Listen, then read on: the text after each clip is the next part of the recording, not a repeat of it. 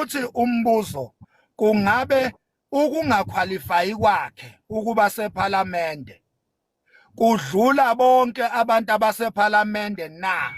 Kungabe uDuduzile uyena yedwa nje okubuke ngathi akaqualify ukuba sephalamende, bonke laba abanye bangaphezulu kwakhe ngayo yonke into na? Noma simjaja ngokuthi uzalo uZuma? Makhanya ngisacela ungena nje le ndoda 2 minutes asiyeke inzondo ngobaba Jacob Zuma, because le nzondo le ekhonjiswe enganeni yakhe uzondo uZuma la. Asiyekeni le. This is very unfair. Yabo, this is very unfair. What you are saying ukuthi ingane kungazothiwa ayiqualify just because izalo uZuma. Kanti iliphi icala lokuthi izalo uZuma? Ma-commanders asiyeke lento. Uyabona uDuduzile was there ngesikhathi kuformation indaba ye-MK. Umbuzo bafo uthi umbuzo kungabe ukungaqualify kwakhe ukuba sephalamende kudlula bonke abantu abasephalamende na?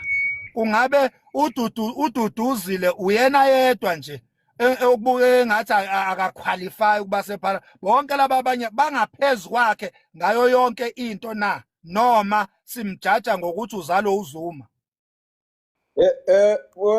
Makhanya ngisacela ungena nje le ndoda 2 minutes asiyeke inzondo ngobaba Jacob Zuma, because le nzondo le ekhonjiswe enganeni yakhe uzondo uZuma la. Asiyekeni le. This is very unfair. Yabo, this is very unfair. What you are saying ukuthi ingane kungazothiwa ayiqualify just because izalo uZuma. Kanti iliphi icala lokuthi izalo uZuma? Ma-commanders asiyeke lento. Uyabona uDuduzile was there ngesikhathi kuformation indaba ye-MK, and we are happy thina. Most of us we are happy ukuthi uDuduzile she's there. She's going to learn. Uzofunda kanjani? Mina wekwenza selapha kwabanye. Mina ngibuze a simple question. Ngithi mina ukuthi uDuduzile wenze one mistake futhi nayo leyo mistake epersonal yokuthi waxabana noFloyd esayidini labo bebangiyinto zabo, and then kwase kwenzeka ukuthi lento ize kwipublic, and then kwipublic sibazi njengabantu uDuduzile simazi njengengane kaZuma, uFloyd simazi njengo SG. Kwase kube ngathi lento iyalithinta iqembu ngenxa yethu thina esikwi ground forces, uyabona. Kodwa bona ngokwabo that thing was personal, uyabona. So angidluleke lapho ngithe mina umbuzo wami, uDuduzile asimboni yini uma ngabe iMK isebenzela umphakathi? Asimboni uDuduzile esacrifice ubuyena ngenxa yesociety? Asimboni uDuduzile njengomuntu obeyingxenye yokwakhiwa nokukhula kweqembu ngenxa yokuthi ahambe ngekhathi nje zama unrest? ODuduzile kumanje useyinkantolo uDuduzile uthethe icala lokuthi she was busy with us silwela uZuma. Kumanje uDuduzile ngekhathi zama floods she was on the ground going there and there sacrificing ubuglayima bakhe neposition yakhe, ehamba emakhaya eshona phansi evumbuluka behambisa service delivery yabantu. Kumele lokho konke sikushaya indiva bese somjajela ukuthi hayi ingane kababa futhi wathi kuFloyd. Is that fair, guys? Does that make sense? It makes me sacela uPaula mfethu kuleyo kaDuduzile ngalena. Yabona mfethu ngokutshela eParliament mfethu Max ayikho into ethi udinga lokhu kuyeParliament. La ku-ANC mfethu kunemiquba lapha eParliament elokade yahlala pha iminyaka. Angaze ngize ngibone ikhuluma. Engicina ngokuyibona makudlula ikamera. I-EFF kunemiquba lapha. iMK kunabantu ke kwi-MK andabakade ebekade bengene nayo yabo Duduzile befu engakaze beze bekhuluma na so akekho mina umuntu engimhlukanisayo lapha abelungu kunemiqubelo kuyolala lapha eParliament abababona bonke laba bantu kubonakala uDuduzile and uDuduzile my bro mangabe ekhuluma bomlalela kahle uDuduzile ispeech sakhe sisuke sibhaliwe sihloliwe ispeech sakhe mekhuluma ngisho ekhuluma English yakhe ku-accent yakhe umuze mekhuluma into eclear yomile uyabonakala lento ukuthi iprepared ispeech sakhe meza lapha eParliament abantu abamuza ukuthatha inzondo abayiphushele kule yangane they must stop that awu lento ukuthi iprepared ispeech sakhe meza lapha eParliament abantu abamuza ukuthatha inzondo abayiphushele kule yangane they must stop that awu Siyabonga bafu siyabonga uDuduzile she's even clear about his standing nje sakhe uDuduzile siyamazi ukuthi umeleni mangabethi ANC ka Ramaphosa siyazi ukuthi uDuduzile akahambisani noRamaphosa uyabona into yakhe nje iclear uma ngabe expose ama corruption uDuduzile yini into ozothi awumuzwa awuzwa yini isingisa sikhulumayo ongasi understand noma yilento ayishoyo wena ongahambisani nayo awumuzwa makunjani uDuduzile eParliament ebekhuluma izinto ezingama facts kanje uDuduzile mawumlalela nje uyamuzwa ukuthi lo muntu umila uyamuzwa uDuduzile uclear mayikhuluma uyamuzwa nje ukuthi umila manje wena umuntu ozaqhamuka ukuthi uDuduzile aka add any yipi vele ofuna i-add uDuduzile yipi okudlula ukuthi istanding sakhe siclear i-ideology kaDuduzile iclear ihleli ngqo kwi-ideology kababa uJacob Zuma ikuphi okunye enikufuna kuDuduzile na ngicela ukubuza something Babu Makhanya kunezinto ezibelonga to the public kunezinto ezibelonga to the family. Let's assume you are the councillor or you are the mayor. You have to appoint people, those who have to lead a certain project. It is not democratic elected. You are given a mandate to elect. Makungatholakala ukuthi umntana wakho is part of that project. What will be the view of the masses on the ground? The view of the masses will be uMakhanya ufake umntanakhe laphaya ngoba vele uyihulumende ovele unamandla kahulumende. The appointment of Duduzile to be in the parliament, it will make the party to be look like it is, yes, confirming that it is a family party. So as a man, you need to sacrifice what is worthy in order to serve the masses in a correct way without being doubted. But if Duduzile is in the parliament, not being elected by the masses, but being appointed, it questions the character of the person who is appointing. Asicorrect Tashmash. Asicorrect lapho before ungene Mr. Mpisa asimcorrect lapha uTashmash. Uma ngabe uthi what is the view of the masses will be asicorrect lapho. Thana wena what is the view of the haters will be, because the view of the masses will depend on who do you believe into. If you believe to lo muntu organizer yonke lento, you will trust that person with whatever decision akayenza uma ngabe zikwenzela isense. But the view of the haters will always be one-sided. Ama view of the haters ngisho usungasayifakanga ingane yakho, they will come up with some other hating things to say. You will never satisfy your haters. But abantu abakholelwa kuwe with a sober mind, wisely, they will understand ukuthi into mawuyenza. For instance, nje mawulinganisa nge-institution noma ke sithi inkampani, bese kuthi uqashe lapho kulabantu abaqashile khona nengane yakho. Into ezokwenziwa abantu aba-honest bazobheka ukuthi ingane yakho iyaqualifya yini njengabantu bonke abaqashiwe. Abazobheka ukuthi uqashe ingane yakho, hayi this is a family business ta. Ingakho mina manikhuluma ngama qualities kududuzile ngibuze ukuthi what is the qualities ukuthi umuntu abe yi-MP nahluleko ukungiphendula sengithi ke mina ke niyenzelani i-unfairness kududuzile nimtreatele ukuthi uzalwa uZuma ekubeni ningenawo ama-facts okuthi akaqualify ngalokhu nalokhu baseparliament abanye bathe aka-edi any value manje ngiqeda ukubuza iyiphi value eniyilindele kududuzile uma ngabe ningafuni uma ngabe nje ningamfuni iyiphi value edwa umuntu ongamfuni wena kuwe umuntu nje ongamfuni wena ueda yiphi value kuwe aka-edi nix eparliament uzo-edani ngoba wena umfuni lapho Mr. Mpisi. Ngiyabonga Makhanya. Sibonga ipanel mfowethu sibingelele kuma comment na kwipanel yonkana. Sibingelela ama sellout amaxuku abadayisi bezwe ewindini lapha. Bonke abadayisi abahlangene la. Ngoba siyabazi bakhona abacuthile.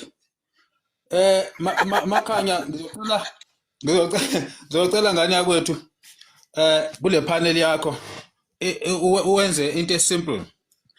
Qala uhlole ukuthi abantu ababuza imibuzo noma abangeja nawe bangobani bamele mapha amaqembu because uyiqhekeza ikhanda udila nomuntu ofaka amahanisi i-direction yakhe iyaphambili kuphela akaboni lutho useceleni and ucabanga ukuthi wena uzombreaka. I understand to show you'll never because his mind is made up ukuthi uzokuphikisa.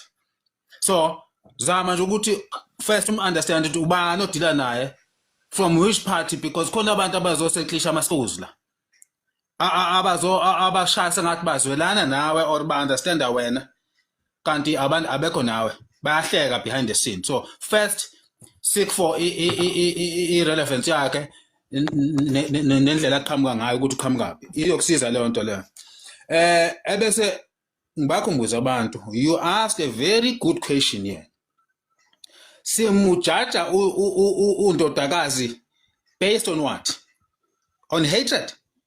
Because uzala uZuma iyasebenza yini kanjalo wena bongayivuma kweyakho indodakazi leyo nto leyo asingayivumi into engekho and leyo nto ivamise ukudrive abantu abangawumela umkhonto and asikwazi ukuwaste energy yethu ngabantu abane interest ehlukile kunale yethu.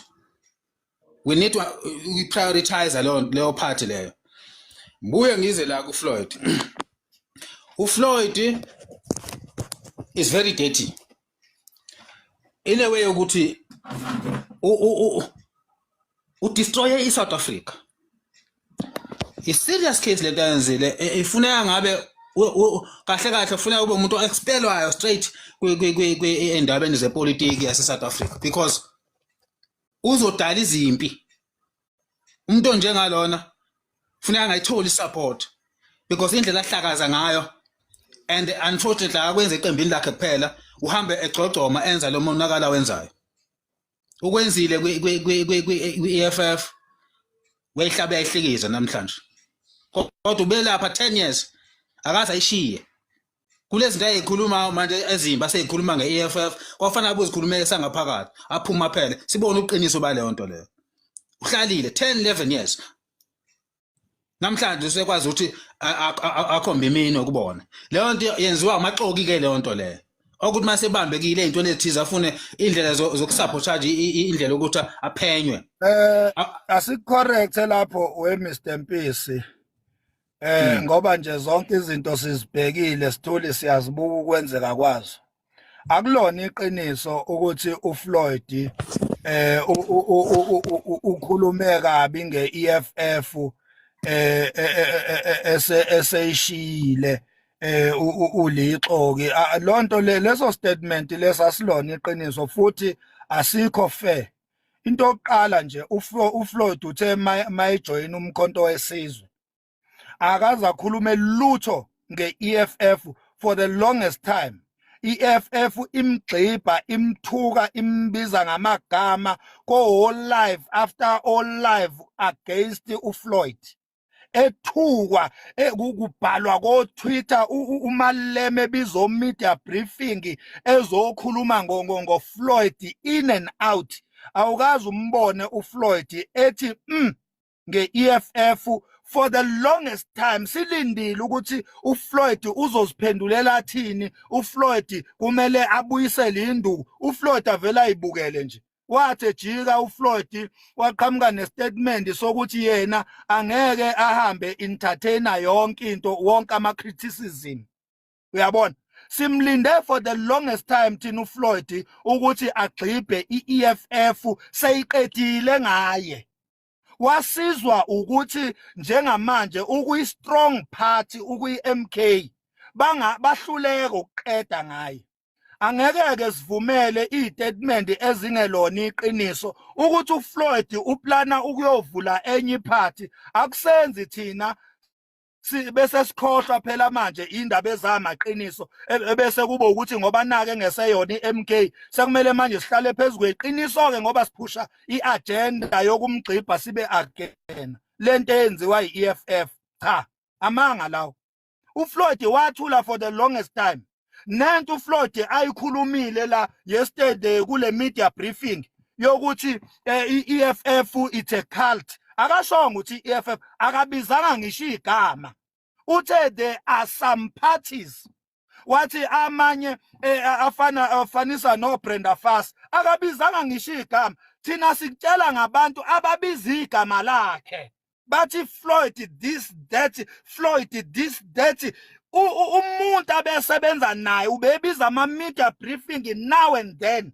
ezobiza igama lika Floyd kodwa ukazi umuntu umuzi uFloyd ebiza igama lika Malema ebiza igama leEFF abese ekhuluma lezi zinto ayikhulume izolo even ngisho izolo akalibizanga igama uyabona so angeke bakwethu ebese sikholwa iyo yonke into eshiwoyo sibe sazi kahle ukuthi yamanga ilona iqiniso uFloyd simbhekile siyambona izinto ayikhulumayo sigadile siyazizwa siyazazi nento enikhuluma la eyamanga sizonitshela ukuthi njengamanje ayilona iqiniso leyo nto leyo njengalo ikhulumayo nje Mr Mpisi ayilona iqiniso lento oyikhulumayo ayilona nje iqiniso Max yabona uwahlazile amaqembu womathathu ubuzwe imibuzo wahlaziya each and every party ngayo ukhulumile ngeANC wakhuluma ngeEFF wakhuluma ngeMK wawabiza ngamagama ngendlela ababize ngayo igama leCult lifike lingene kwiEFF ngeke ukuthi awukhulumi ngeEFF ubuzwe ngayo iEFF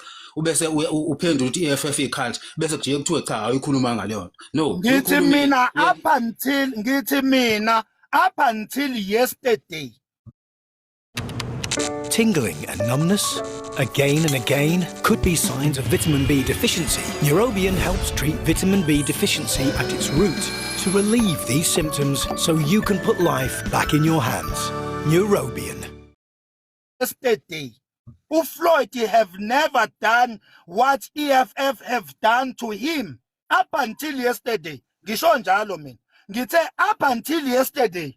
uFloyd akazanga behave ngendlela uMalema abe behave ngayo against yena uMalema mangakanani ama media briefing ewabiza uMalema ezogxibha uFloyd bangakanani o live bama EFF members bezogxibha uFloyd awungicountela okukaFloyd ekwenza okufana nokwenziwe iEFF kuye akukho up until yesterday nawe mawuthi up to yesterday because ngicabanga ukuthi lenkulumo ayikandi ukusimislead ibhekene nenkulumo ayikhulume izolo so yonke lento esikhulumayo asibheke emuva sibheke into ayikhulumile therefore izolo uhlukanisile and wonke umuntu umbize ngendlela ambize ngayo ngokwamapha vela kwenze lokho it was long overdue njoba ngisho nje ukuthi it was long overdue bese kufanele bekwelokugcina vele ilanga la izolo alikho elinyabe nalo lokuthi akhulume lento ayikhulumile by the way ube professional ngoba akakhulumanga ngendlela yena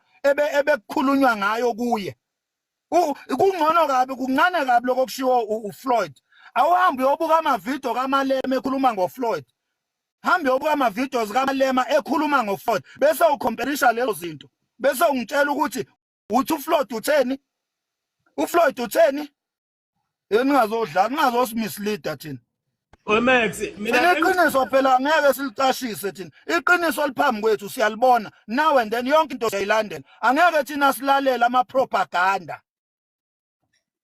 Max, mina bengicabanga ukuthi uFloyd akenziwe njoba inokunjana i-leadership ye-MK yenzile.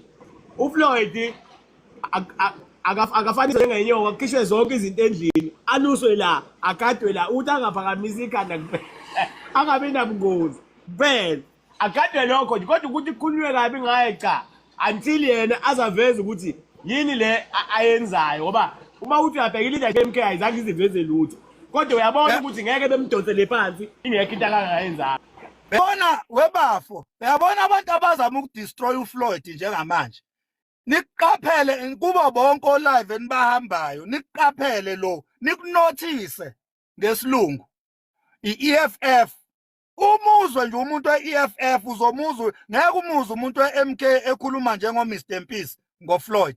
Abantu be-EFF uzobezwa fuck off uFloyd abahambe bakhulume ngathi abe MK kanti cha abayona iMK uzobezwa olimini uFloyd fuck off uFloyd akahambe uFloyd this uFloyd akayovula istokfel. Uyakhumbula uZuma evula iMK yayibizwa obani iMK ngestokfel ayibizwanga ama EFF nama bethi stokfela this and that.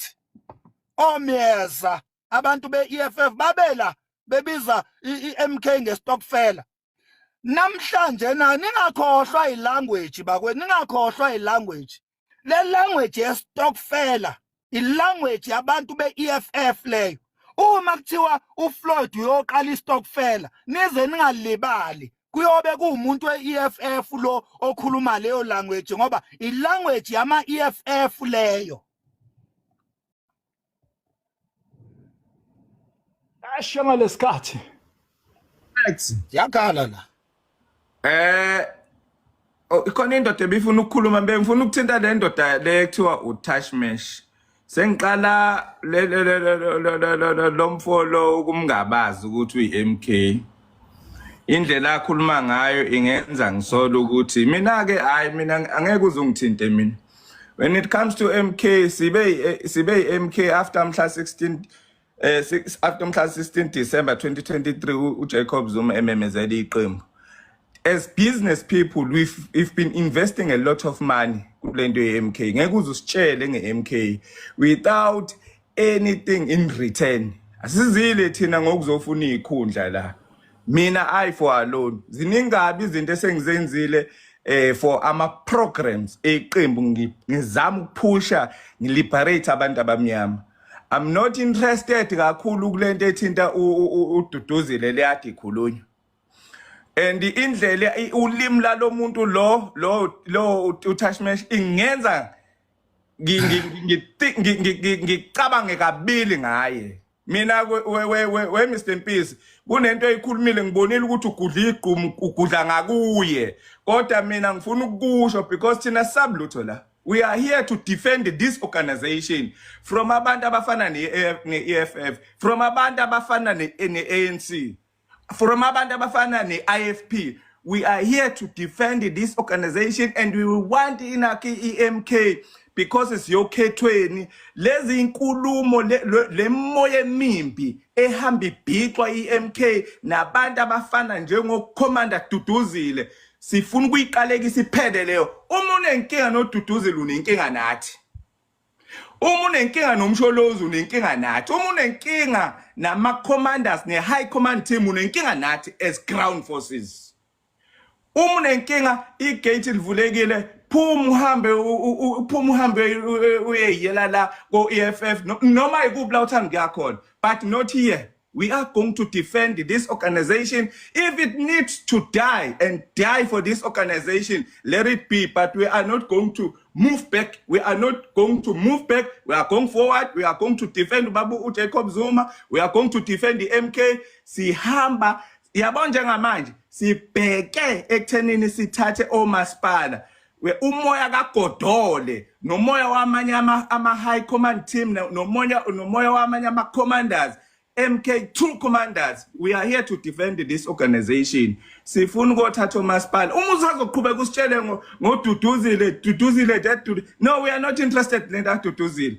Uyabona uMax khona into ayishilo. You are a true commander, Max. Ngithema ngena kuwena angisupport lenye content but yabona le okuyo umkhonto wesizwe. Ngihamba nawe uthuli la. Uyabona iqiniso will prevail and iqiniso lakho will make this organization be strong more than ever. Uma unenkinga nento ethinta iMK, the door is open. Hamba vele usifice sikhona la. Imali zethu ziningabe sithenga ikipa more than thousands.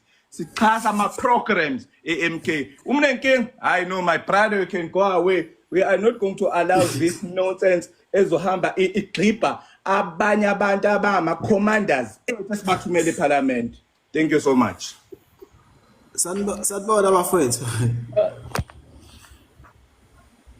Niyaphila Max. Oh brother. Yebo siyaphila.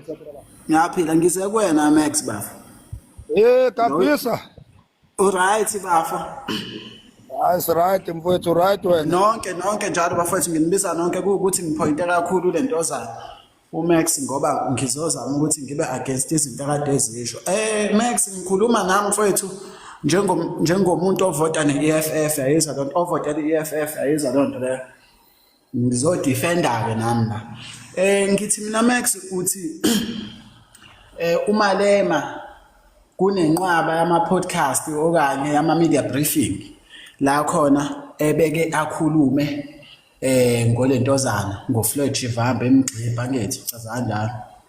Okay, since usathulile nje mfethu ngicela mfethu mhlawumbe ukungitshela ukuthi mhlawumbe ikephi nje ulentozana uMalema la khona ngabiza imedia briefing eyayi about nje ulentozana uFloyd Shivambe la afike kuyona waxhiba uFloyd Shivambe.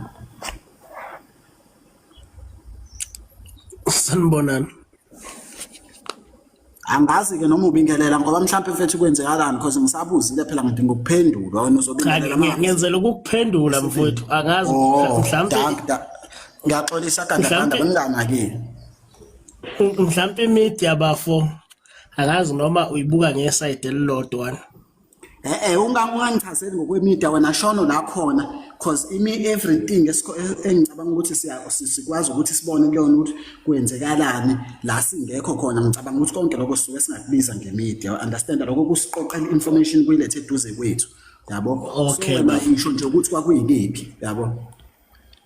Kunama press briefing eFF bangikhumbula kahle enye yayizoba eduze kweconference. Yeah.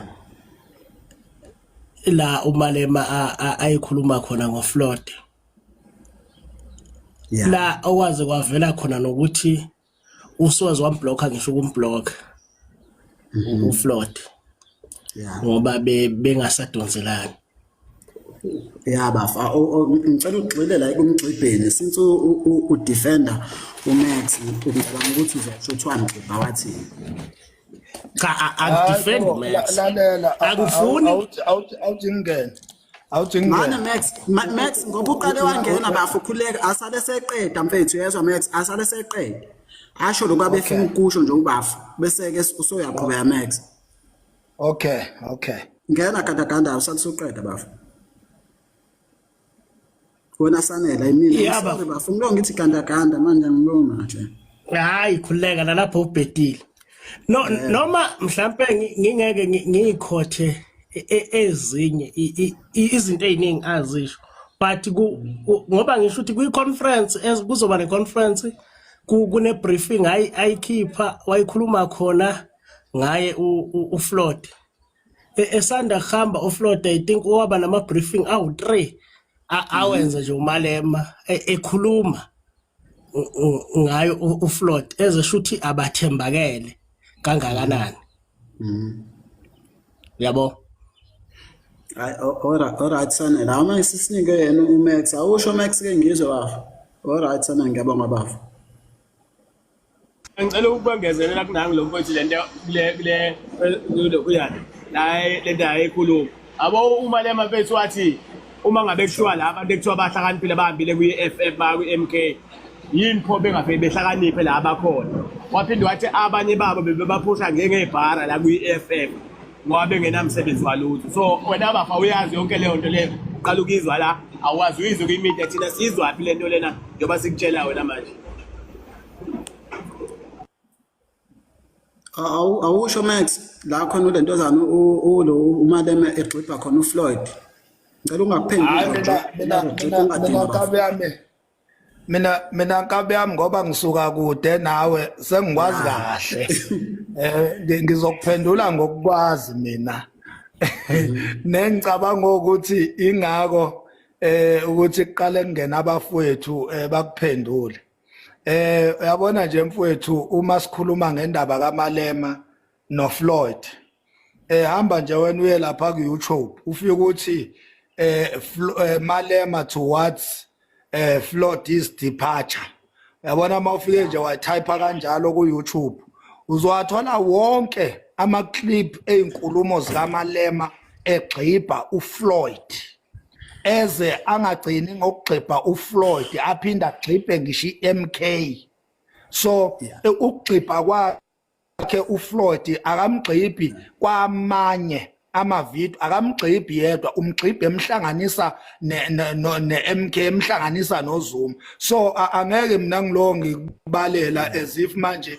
ngihlezi ngicabangana noMalema la ekhanda lami mina ngizokuthumela nje uhambe ku YouTube ufike utype nje lapho uthi Malema towards Floyd's departure uzokuthola nje konke mfowethu kukulindile. Alright. Yeah, no, Max. Yazi into edala ukuthi ngingene, yabo.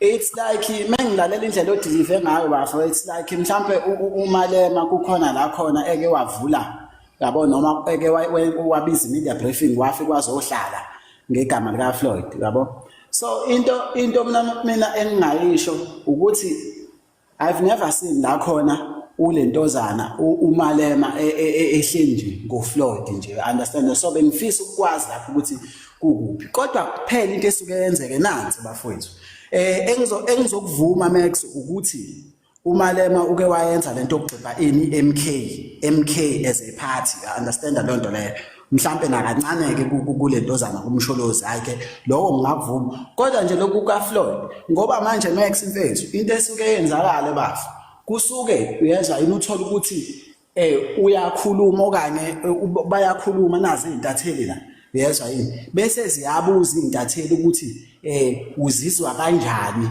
understand lingalinganisa mfethu izinto esike zenzeke uzizwa kanjani ngokuhamba kukaFloyd esheqenjini understand le nto leyo bese ke iyakhuluma ke ngaleyo ndlela leyo bafa understand le nto but ayikho media briefing ebese yakhuluma ngaleyo ndlela yiphi indlela yokuzwakalisa ukunganami ngokuhamba kaFloyd Shivambu eqembini leEFF emgxibha ezwa emosuthi emgxibha ngoba mangibuza ukuthi umgxibha athini ayiphumi answer nabakusupportayo wena Max abayishi answer ukuthi wayemgxibha ethi yayizwa leyo nto leyo cha mina ngingikudirection umuntu phela Max kuhle silikhuluma iqiniso bafu yabo ukugxibha umuntu kufana nayo lento okudicilela isithunzi somuntu phansi mawuthe wena ugxibha iMK ngise ngiyavumelana nawe kuloko kodwa le gxibha khona uFloyd ikuphi kancane wemakhanya ake ngiphendule umfethu ungakaphenduli Mthokoni ngingafuni ukuphendula nonke ngizophendula ngisakhuluma noMax kancane mfowethu ayizwa leyo nto leyo uzokhuleka bafu uzokhuluma kuloko okukhumbulayo Mthokoni yabo ikuphi mina Gabisa angeke uzuthi azange sikutshela ukuthi ikuphi lokho ngoba mina ngikunikeze idirection ngathi wena hamba uye ku YouTube uzokuthola konke kukulindile that is a perfect answer mfowethu ayikho ukulalela Max bambuza lokho yakwathi uzizwa kanjani njoba uhambe uFloyd Shivambu eqenjini lakho kanti bekushiya ukuthi uyena oyinjini yeqembu kanti uyena umuntu okade angel abugcophola eqenjini wabuza uma undlela abuza ngawabuza kuphendula uXhipha uFloyd wathi uma ngabe kuthiwa lo Floyd uhlakaniphile noma uyena beyinjini la pho why engacabangi la khona why engabe injini la khona ukuthini kuloko ukuthini lokho futhi lento master interpreter lento master lokhu siyichaza ngokufuna ukumasaja ama feelings abanye abantu ngeke sokugcina singaphumanga nelokhu njalo nenkulumo eqondile kufuna nje sikhuluma into okuyiyona singabe ukuthi khona umuntu esimcabangela uzophatheka kanjani masikhuluma yabo uma lokunjani Bengicela ukuphendula kancane uyabona Max ngithanda the way uanalyze ngakhona ipolitiki uyabona sometimes kumele ukuthi uzikhiphe from your position of politics in belief and analyze politicians the way they are. Because if you don't do that, you will find yourself driving a beautiful car with the wrong passenger, thinking that you have a good passengers.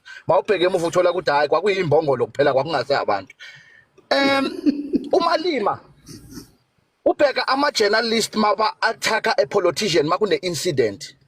They push you to the narrative where they want you to be. What can I say? Umalima is a politician that never ever not answer a question of a journalist. But uFloyd Shibambo, he was very careful in terms of makabuzwa imibuzo ngama journalists sometimes. He don't just speak as if Umalima akhulumayo. uFloyd ucede kuyenza a press conference.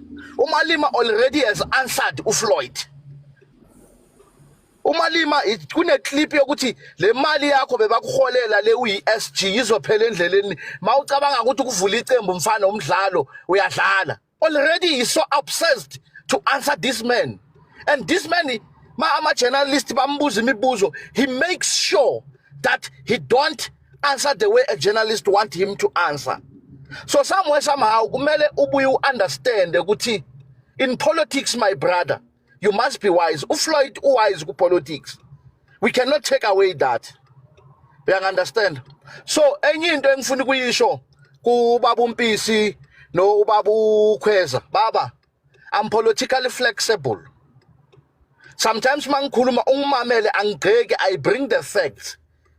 I'm an ANC, I know, but if there is someone in ANC who is wrong, I cannot just come and defend for the sake of I'm an ANC member. I don't do that nonsense. I speak facts. Ngiyabonga Makhanya kube paneleni yakho, and nalento, that's what is making our parliament to be not relevant. Maungabheka ama politician who they are inside parliament, instead of bringing the issue of this country and discussing the issue of this country, but busy they fight one another. That spirit is destroying our country, because sinenkinga ye crime, you will never hear the parliament speak about it. Sinenkinga ye immigrant, they are busy bashing one another. Libantiti, malema sofeni, what that is helping you and I? Ugibeli panel baba uMpisi uthi ngibelele uTash, ugibeli panel uthi ngibelele uKhwezi. What that is helping to the masses?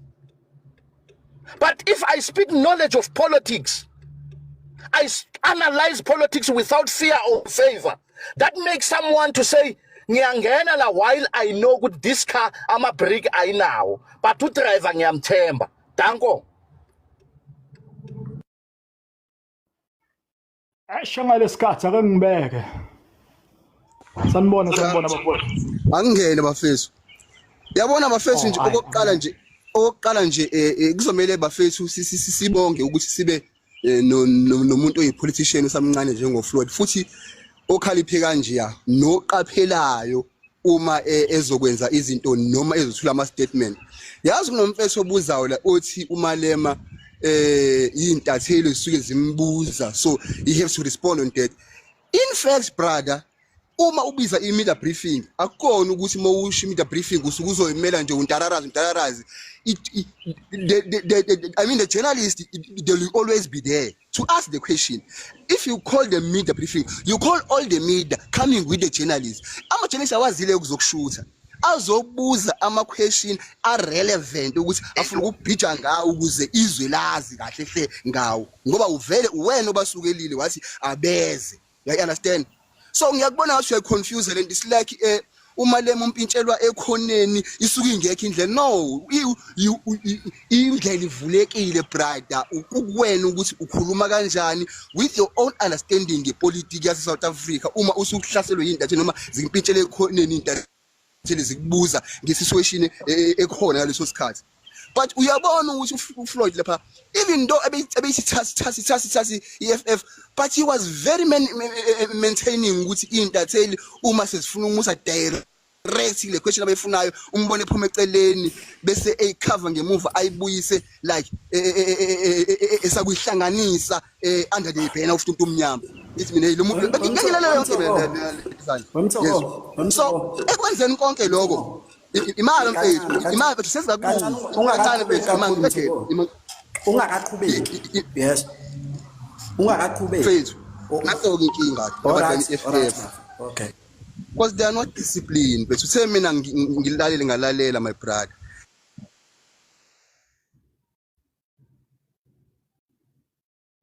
hayi webafo ngiyaxolisa sengivalile senthi ukhombisa ungabikho interested ekumeni kancane ngivalile imic iqhubeka kusa lisuqedela repapa mfethu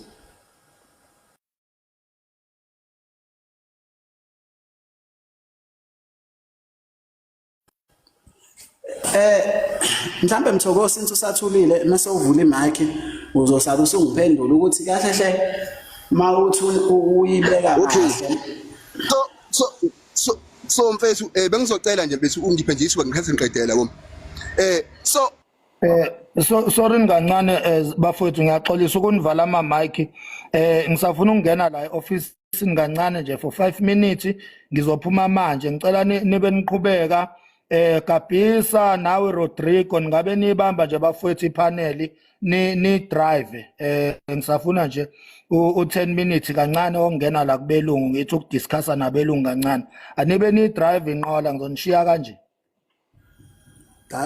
Danke Max okay sibonge Max lapho so kunento engayinaka ngama EFF la into ethinta ini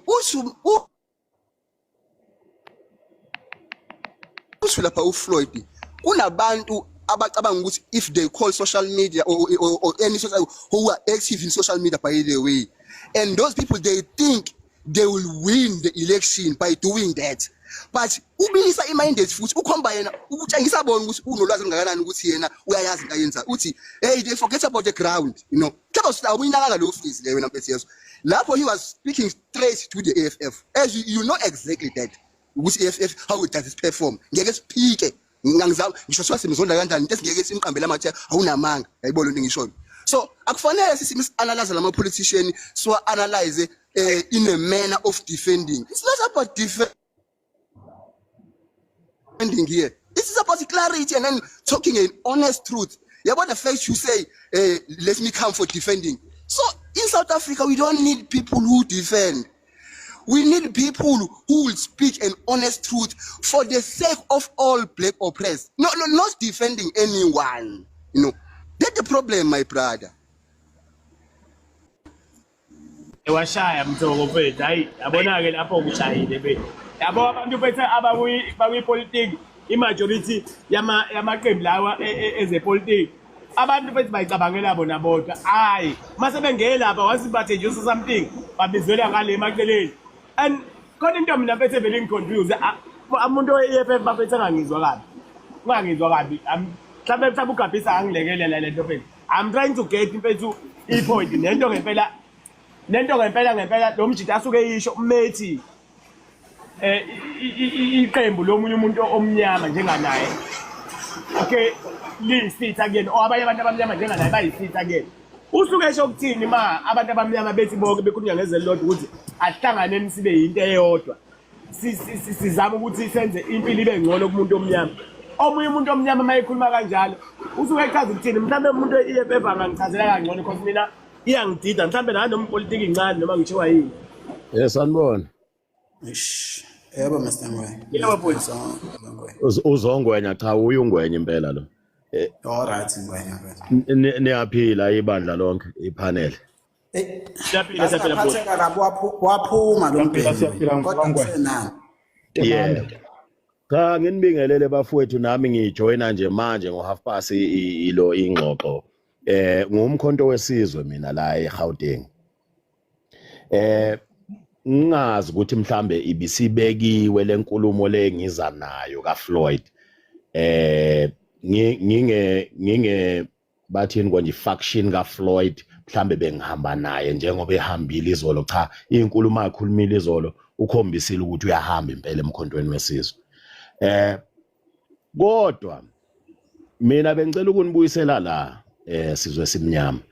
uFloyd Shivambu before azo joina MK before ama-election uFloyd Shivambu uke wahlangana no ATM, wahlangana no wonke nje wabiza ngama-progressive parties, wathi we've got a common goal. Before kungakhiwa iGNU nathi kufuneke sakhe okokwethu kwabantu abamnyama, noma ungeke uphume ku-ATM or ku-BLF njengoba seyilayo emkhontweni BLF, noma ungeke uphume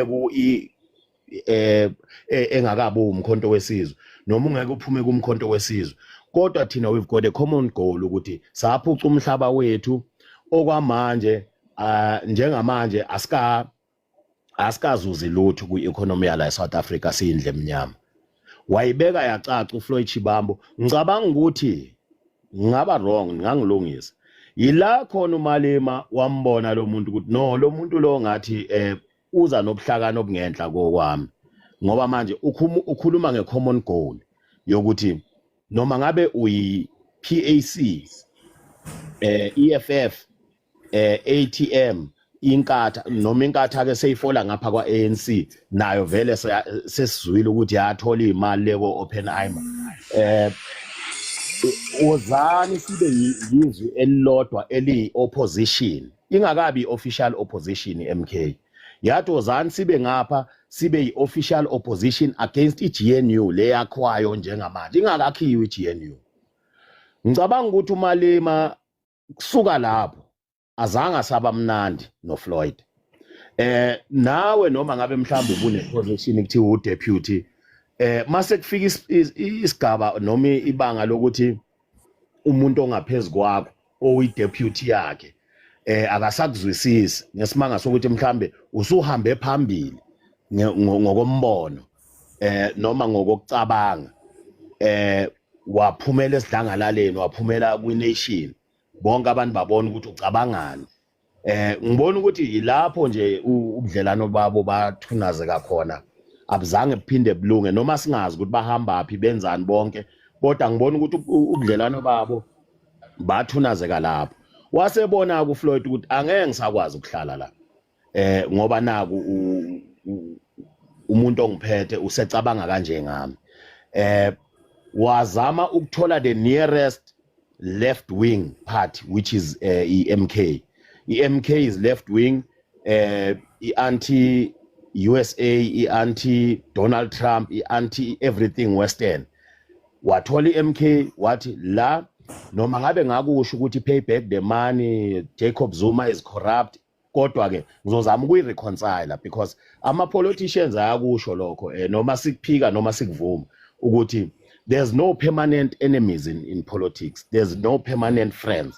So wathi hayi ngizozama ukuyireconcile le nkulumo le ngayisho, kodwa ngoba ubaba ama-ideologies from kwi-exile azabekwe abe intelligence, azabuye abe yi-president engafunwa, wagcine ehleze eyi-president, wagcine enze ama-policies ekuwukuthi avune umuntu omnyama noma not 100%, kodwa ke kwabenefit abantu abamnyama nge-era le kuthiwa yiwe i-9 wasted years. Mina ngibona abantu abamnyama bebenefita la eSouth Africa, angazi ke lana ikhona nina panel, kodwa mina la ngikhona ngibona abantu abamnyama abaningi bebenefita ngale 9 wasted years, baze bamtoyitoyela ngayo ukuthi Zuma must fall. Wabona Floyd ukuthi lo muntu lo uphethe noma ngabe kuthiwa kusama policies, kodwa uphethe le ideology, i-common ideology yokuthi njengabantu abamnyama yes silitholile ivote ngo-1994, kodwa economically and otherwise asikakawini.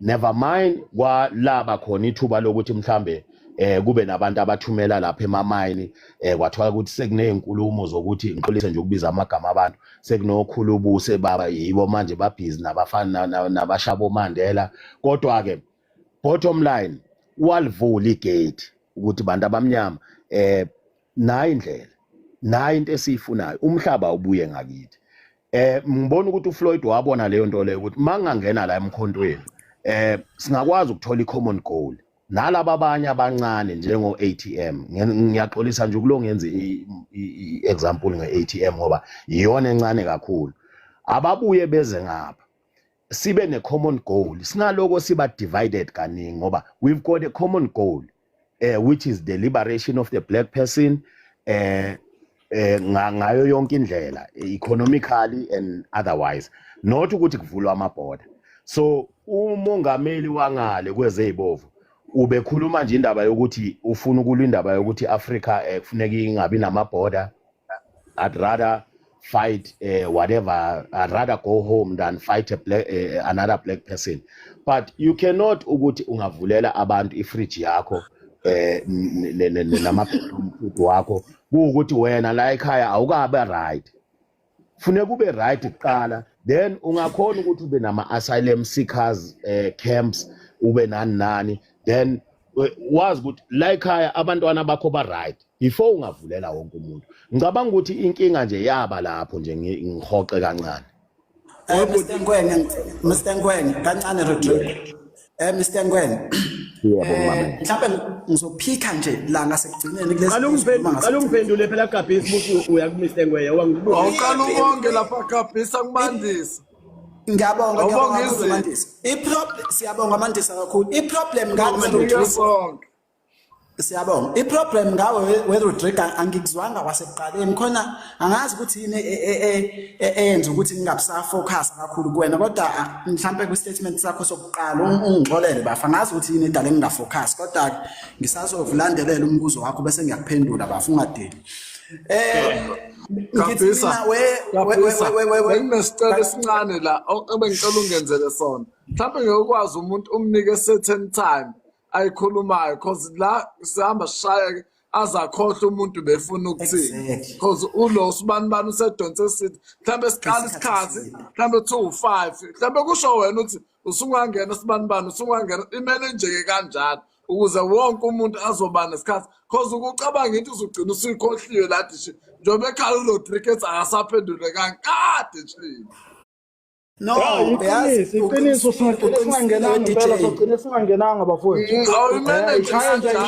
ishaye nje kanjalo ishaye ngamafuphi ngiyabonga okay ngizothi qaphu nami niqinisile bafowethu izinkulumo ziba zinde kakhulu sigcine uthola ukuthi even imibuzo akusena msoco uqhubeka ubuza into ekuyiyona yona ebalekile kade mhlawumbe ungene ngayo understand noma uzosubmit lokho okuthizo bekade usukusho yabo mhlambe wena Mr. Ngwenya ngizophika mfethu before mhlambe uRodrigo ezophinda akhulume ngiphendule lento ade ibuza ngizophika lento leyo ukuthi uthi bane common goal lama parties lawa ane common goal understand lento leyo so if bene common goal yabo if bene common goal why kunabantu for ababhizi abavula yezwa yini inhloso yalama parties angaka enzi division yayizwa leyo nto leyo amanga abantu abamnyama yini inhloso yabo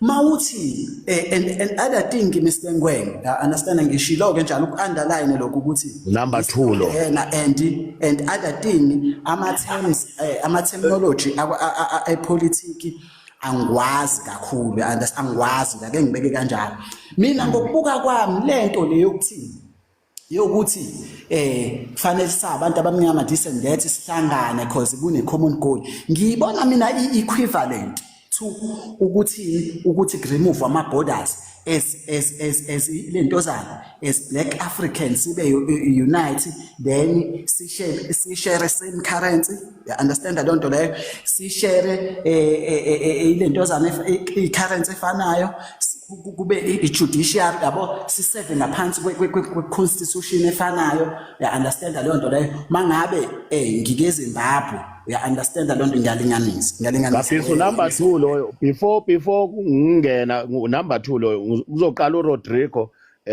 aphinde lo mbuzo wakhe aphenduleke bese number 2 lo mbuzayo ungaqhubeka mhlamba ngazi noma unayo number 3 la. Yeah, since wena uyi-understanda yabo leyo nto uyi-understanda lento ya Floyd Shivambu ukuthi why singahlangani because we have a common goal. Mina ngithi equivalent nalento oyigxeka manje uyayibona ukuthi kuvulwa ama-borders sibe into eyodwa. We understand a lot as black Africans, we understand a lot or as ama-African, we understand a lot. So yini e-confuse abantu mayiqala we understand a lot le iqala kwi-political party evele ikhona la elentozweni e-South Africa. So if njengamanje sekuzoba nenkulumo ethi vele sishare same goal avulelwe iningi nawo amanye ama-parties. Ngiyabonga. Okay. Angena Rodrigo. Okay, one ngifuna nje ukuloko ungaze ngikhohle. Ngifuna ukubuza nje ngifuna uba specific kwena ogabhisa phethu ngizoza nakwengwe. Ngifuna ukubuza la gabhisa ukuthi angithi sikhuluma la ukuthi indle emnyama ayihlangani. And then ukuze sizokwazi ukuguqula imithetho yalelizwe because imithetho yalelizwe uyayibona ukuthi ayisivuni thina kunalokho ibulala ifuture ye-youth yabantu abamnyama yabo ihlomisa kakhulu abamhlophe abebala yabo angisho njalo ibona bane-advantage whereas bebancane bona but bahlukanisa ngokuthi besihlakaze sesithi akuhlangane nabantu abamnyama bese kuthathwa lezo nqumo. Why kube more especially nje umphathi weqembu leni upresident weqembu leni abeze yena ezobona isitha sakhe omunye umuntu omnyama futhi othi akuhlanganwe nabo ukuze kwenziwe into eyodwa. Uyazi ukuthi i-EFF ukube ingahlangana ne-MK, I'm telling you surgically bebezo-remove i-ANC emandleni. Rodrigo, ungaqhubeki kakhulu bafu. Ungaqhubeki kakhulu. Isizathu sokuthi kuvulwe amaqembu ahlukahlukene kanti sinenhloso efanayo ake ngiyibeke kanjalo lento bafu.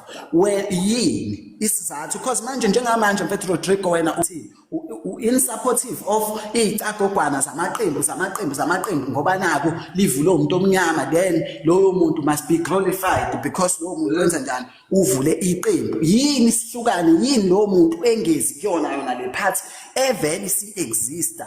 I understand loo nto leyo. Yini le mhlampe lento enogazi kangaka e-charismatic ekuthaneni umuntu avule enye inhlangano ekubeni ikhona naye azohambisana noma ngithi azohambisana nama-cardinal pillars ayo. I understand okanye ama-principles ayo angazi bafowethu nini ukuchazele ukuthi yini lenza njalo.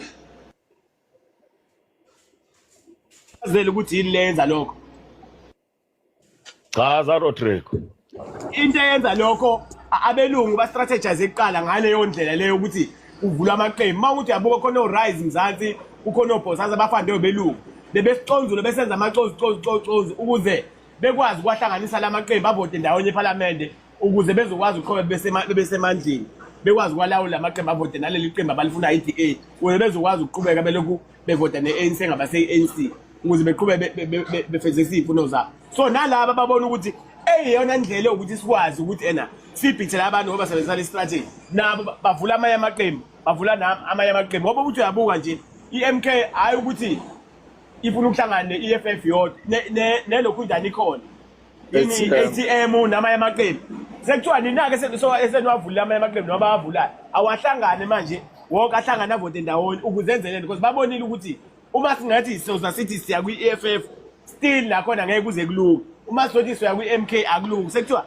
akuhlangane ndawonye uma ngabe sekuvotiwe. Kuhlangana under which umbrella budi? Under which umbrella ke? Bengicela ukungena Gabhisa.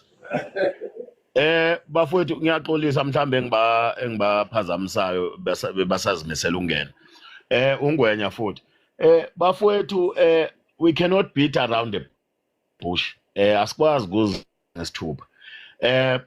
Amaqembu avulwa ukuthi umuntu onesibindi or courageous enough or one access to people who've got the resources uzolivula iqembu nawe noma unganikwa loyo 100 million uzolivula iqembu ngoba nawe ubheka umnotho wesisu sakho wedwa nomndeni wakho. Cha akumelanga lento siyishuka coat. Abaningi ama leaders angisho ukuthi wonke. So into esibulalayo la njengabo Bosasa laba babalayo Rodrigo.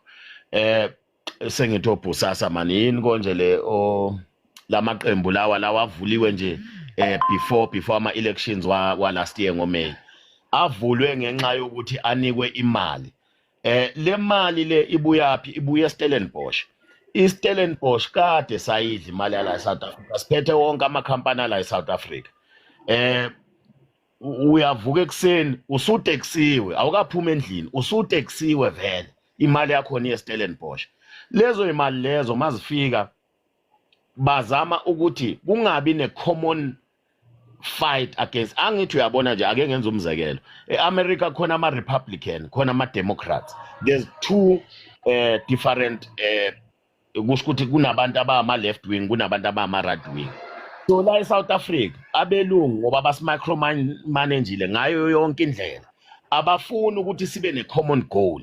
Bafuna ukuthi kube nento makuwukuthi mhlambe asivumele ukuthi iDA noma AfriForum abangeni kwi-politics and economy. Mangabe sikhipha iDA ngaphandle kwi-governance bathi hey economy bathi konje le into zase-JSE zizocrash. Benzela ukuthi sihlezi sithobela ngaphansi kwe-DA nembono yayo. Makuwukuthi mhlambe yahluleka ngamavote siyifake la ngaphansi kwethu mhlambe kulo ophethe majority njengoba iANC beyiphethe 41.3%. Kuwukuthi ke mina into engishoyo Gabhesi into eyenza ukuthi kube nalama division amaningi kanje. There's a common saying that you have to rule but in divide and rule. You cannot rule 100 people bazwana bonke bo 100 when uyi-1 bazohlangana labantu baze against wena. Kodwa mawuba dividile kuna 30 lapha kuna 45 la kuna 15 la kuna uyakhona ukuthi labantu baxabanise bebodwa mawukhona into ongabanika yona. So kunale common saying bathi divide and rule le abasebenza ngayo. Yabo njengamanje njengoba uFloyd Chibambo eza nelinye iqembu mina bengingafuni kube njalo. Cha mhlamba nengizwanga kahle. Bengifuna ukuthi yena asho ukuthi okay angithi yena wathi mayefika emkhontweni wathi ngeke ngiphume ngizoba umkhonto noma ngaba ngina position. Bengifuna asho ukuthi afaka amabhodi uzofaka amabhodi. Yebo bengifuna asho ukuthi volunteer ngizogibela iveni ngemuva kodwa i-common idea kube yiye siyiphushayo ukuthi into la eSouth Africa ayidingeki ukuthi zichazwe umzukulu wami njengoba ngina 40 years. Umzukulu wami uzofika la mhlambe after 15 to 20 years. Kodwa mkhulu nina nani ngaboni ukuthi labantu abayidlanzana baphethe imali engaka baphethe umhlaba. Labantu abayini abangaka abanalutho nisebenza bona. Nani ngaboni after centuries and centuries ye-colonialism after icishe ya ku-century manje apartheid ngoba ya 1943 nani ngaboni yini. So kufuneke i-common goal enjalo bekufuneke nje i-EFF no Floyd bahambe bahlangane noZuma bahlangane nabo ATM bahlangane no PAC but asakheni iqembu elisha elizoba nabantu abazovotelwa kungathiwa wena usuka nesitulo endaweni yokuthi uye endaweni yokuthi because sigijimise ukuthi kufuneke silingane nabelungu. Lento lapho eAmerica it was an initiative yokuthi asancengi angithi sinayi BRICS. Mangabe nayi Iran yadutshula manje nayi Israel kuyabhomwana bakufuneka sibhonywe sife mangabe kufuneka sife. Lo sihleli sinetheza.